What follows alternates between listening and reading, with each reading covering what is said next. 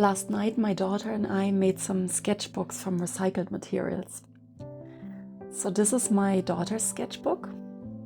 She used the David Bowie picture from a magazine for the cover, and I really love what she made with it.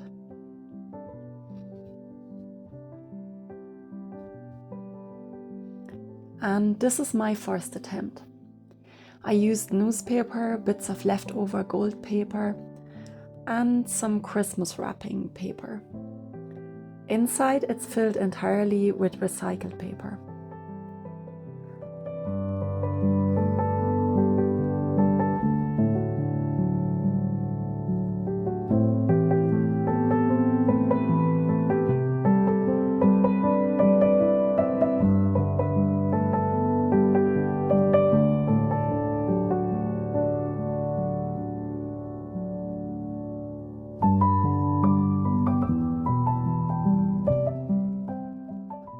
My daughter has this box full of scrap paper.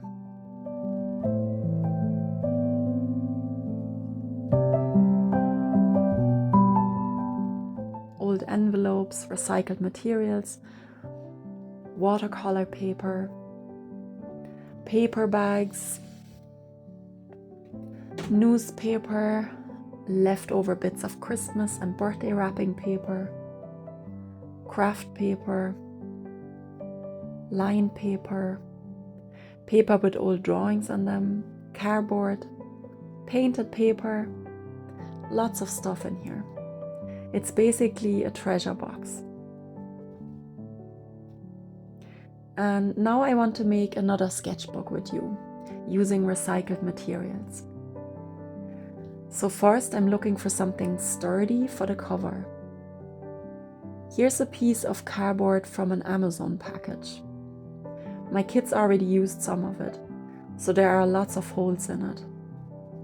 I could make something out of this, but I think I might look for something else. Maybe this. It's an old box. I could use this to turn it into a sketchbook cover. Then I'll cut other pieces of paper to the same size so they fit inside and decorate it later. Yeah, I think I'll use this. Now I'm going to look for paper for the inside. Maybe this pink paper, and some lined paper might be nice too.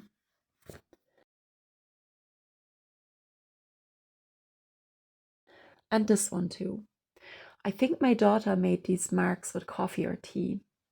I'm not completely sure, but she stained the paper and I really like it.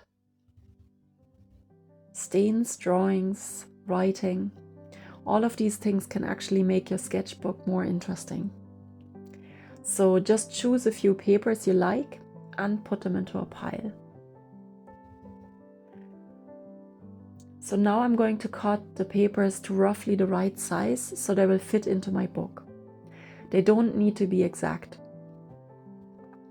I've decided to use this piece for my cover, so I'm cutting out the front and back of the book. You really don't need to be precious about this. It can be rough. That's kind of the whole point of a junk journal or art journal. It doesn't need to be neat unless you want it to be.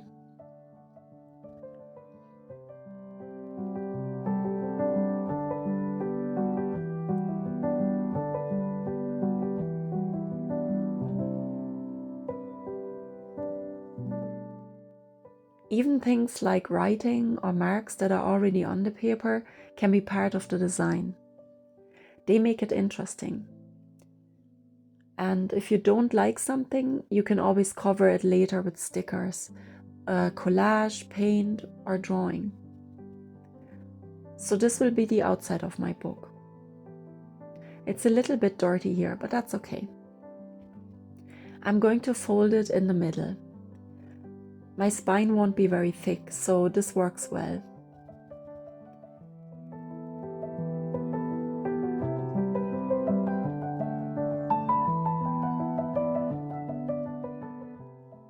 Now I'm creating the inside pages and cutting them to approximately the same size. They don't all have to match. Different sizes can actually make the book more interesting.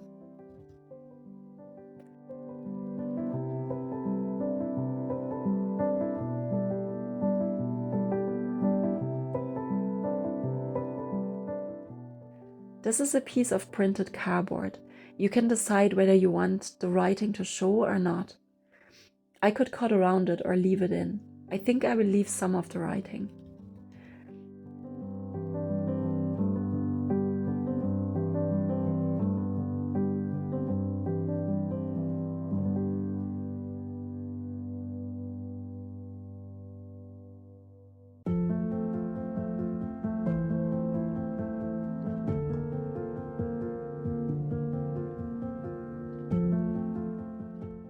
If it helps, you can draw a line first before cutting.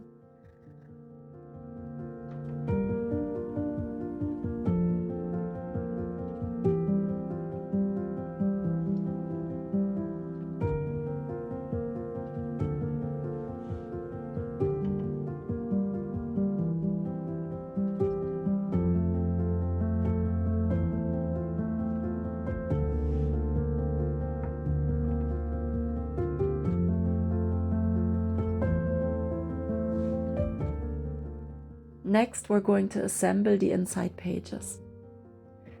I'm just laying them out and deciding on the order. Maybe this one as the first page, and then a different color behind it.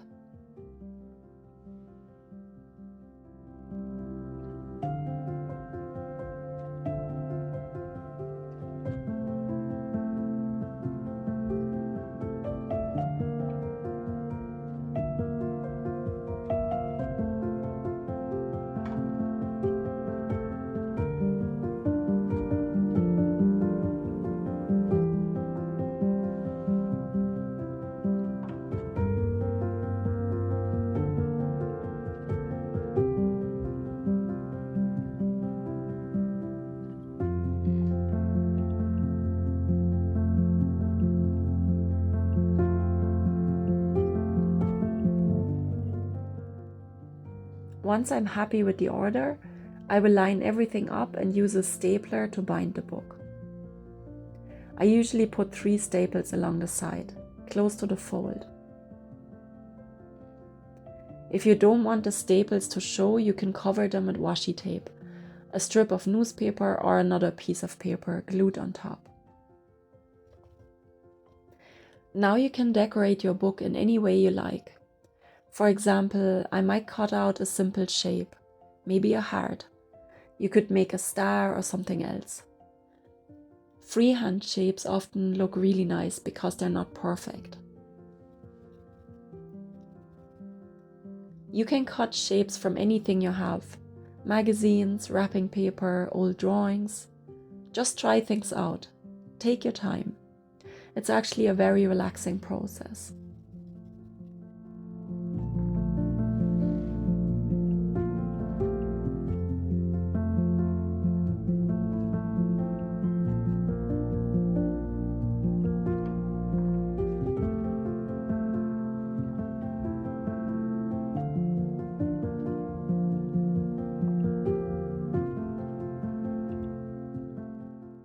Keep playing around until you are happy with how it looks, and then glue everything down. I'm not quite sure yet what I will do. I need to play with it a little more.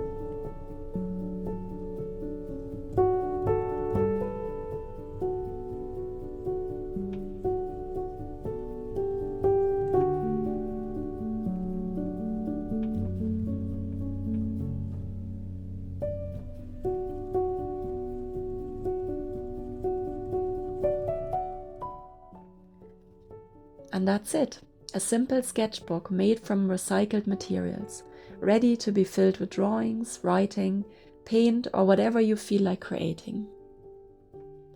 Thanks very much for watching, and I'll see you again next week.